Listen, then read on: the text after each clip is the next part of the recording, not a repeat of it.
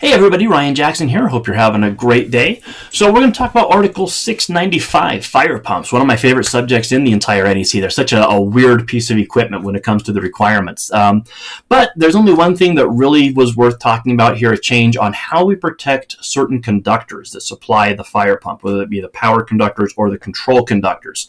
So let's go ahead and dive in and see what they did here in Article 695.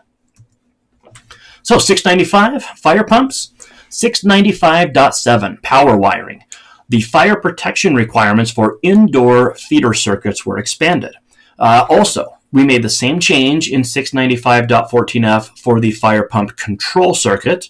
And then we also made the same change for fire protection in Article 700 for emergency systems in 700.10D2.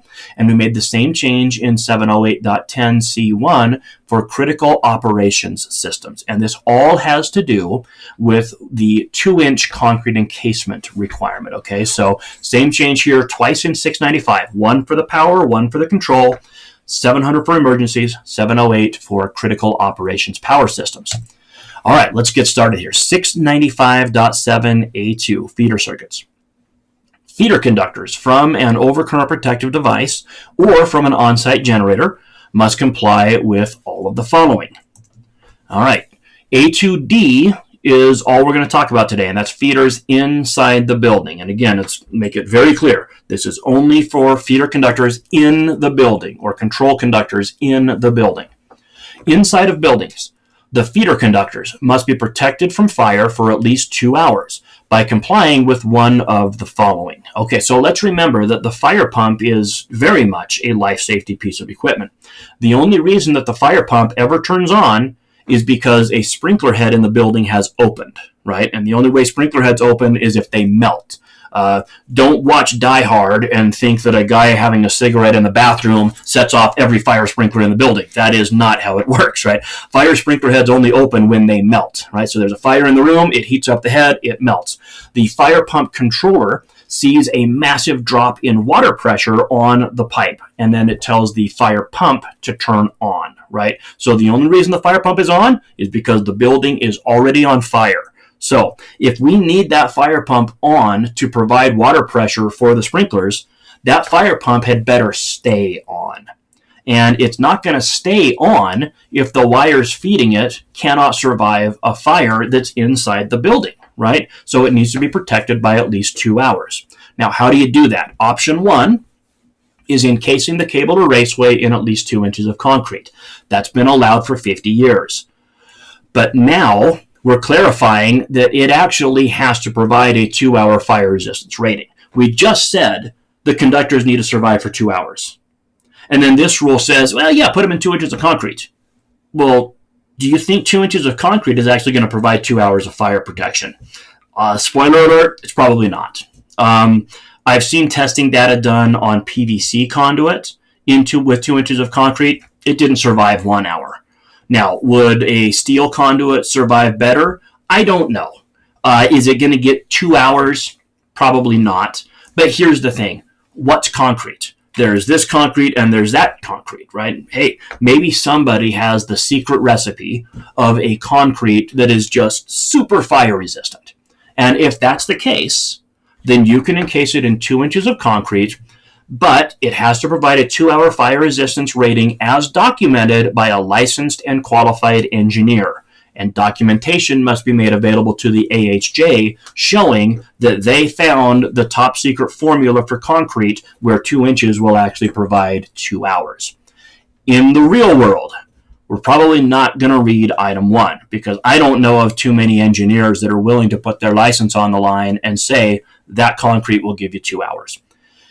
Option 2, encase the cable or raceway in at least 5 inches of concrete. Now, will 5 inches give you 2 hours of protection? I don't know. 2 inches probably won't. 5 inches probably will, right? So there you go. That's your other option. Or, if you don't want to use concrete encasement, you use a cable or raceway that's part of a listed fire-resistive system, cable system, or using a cable or raceway that's protected by a listed electrical circuit protective system. Okay, so those are two different options. And both of these options here that I'm showing are actually option 3, which is a listed fire resistive cable system. So you can buy cables, MC cable, for example, that has a 2-hour fire resistance rating. And if that's the case, then cool, you can use that for your feeder circuit and your control circuit. Or option 4, a listed electrical circuit protective system. That's a lot trickier. So what that means is some manufacturer has come up with a design that will provide 2 hours of protection for their conductors. And when I say a design, I mean they're going to say, you're going to buy this particular size of XHHW or THHN, you're going to buy this size from this manufacturer. You're going to put it in this brand and size and type of conduit. You're going to support it at these specific intervals. The support mechanism is going to be brand XYZ strut channel. You're going to be using all thread size 3/8. Then you're going to encapsulate it all in 2 layers of 5/8 type X gypsum board manufactured by the American Gypsum Company, with screws going to metal fasteners every 7 inches, mudded and taped, right? That's a listed electrical circuit protective system. They build that whole thing and they send it to UL or Intertech or whomever, and they subject it to the ASTM E119 test.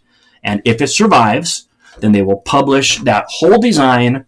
Where you'll find it is usually at UL Product IQ under category FHIT. What's that? Foxtrot Hotel India Tango. FHIT. That's your listed electrical circuit protective system.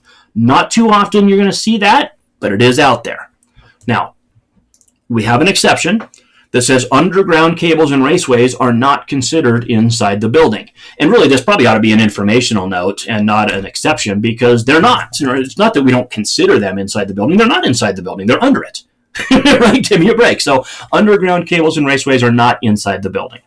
Now, I have no problem with this language here, because what you have, if we didn't have this language, do you think some people would view this and say, hey, the floor slab needs to be at least 5 inches? Well, no, it doesn't, because heat rises. Fire goes up. It doesn't go down, right? So you don't need a 5-inch concrete slab to provide 2 hours of protection under the building. You don't need to provide any protection under the building as it relates to fire. The other thing that we don't have to worry about is supply conductors in the pump room itself, or in the room where they originate. So maybe the generator room, or the room with the switch gear or the switch board. You don't need to have fire protection for those. Okay, so inside the pump room and inside the electrical room where those circuits originate, you do not need 2 hours of protection. The reason you don't need 2 hours of protection for the conductors is nothing else in that room is rated 2 hours. If I have a fire in this room, do you really think that generator is going to remain operational for 2 hours? No. It's probably, let's not kid each other, it's probably exploded, right, from the diesel fuel. Or it's melted, or it's rendered inoperable. What's the point of having wires that survive for 2 hours when the generator only survived 10 minutes? So inside the pump room itself, the pump's not rated 2 hours, the controller's not rated, the transfer switch isn't rated, nothing in that room is rated 2 hours, so why would the wires have to be? Right? So we don't have to follow this rule in the pump room itself or in the room where they originate. And I don't just mean the generator room. I mean the panel board room, the switchboard room, wherever that circuit originates. We don't need 2 hours of fire protection. Okay, so there you go. 2 inches of concrete encasement is, let's just say it's no longer a viable option. If you want to rely on 2 inches on concrete encasement as your fire protection method, you're going to need to have 5 inches surrounding the conduit, or run it up the flagpole to an engineer that's willing to put their license on the line and sign off that it's good for 2 hours. I don't think such an engineer exists. So anyway, there you go. Remember, this applies to the feeder circuit for the power pump, for the fire pump, the feeder circuit, the control circuit as well, 695.14. And it also applies to wiring for emergency systems inside of buildings in 700.10, so that's the feeder circuit, and then also for critical operations power systems in Article 708. All right, so there you go. That's the only thing we're going to talk about with fire pumps today.